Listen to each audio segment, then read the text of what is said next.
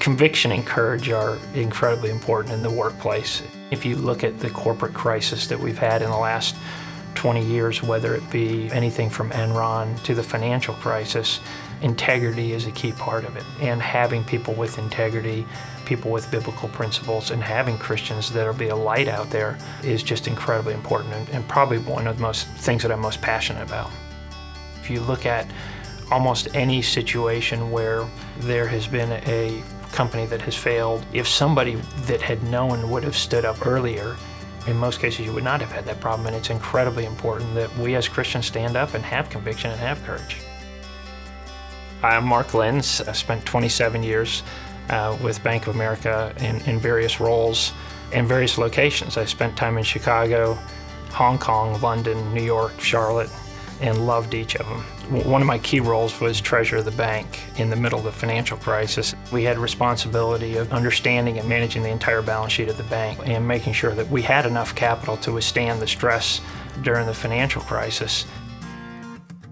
As strange as it sounds, I loved the crises, so I really loved the fact that every day was different and every day was a challenge.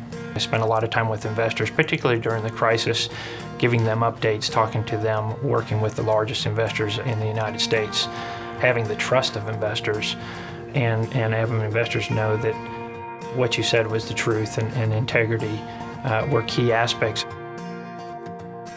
You know, I think it's incredibly important to have Christians in the workplace. People that will not only have the values of Christians, but will be witnesses to others. It's a world that desperately needs that. I had several times where I had to stand up for what I thought was right. I knew when I stood up for something, it could cost my career. But I think one of the most important things is to have people that have that conviction.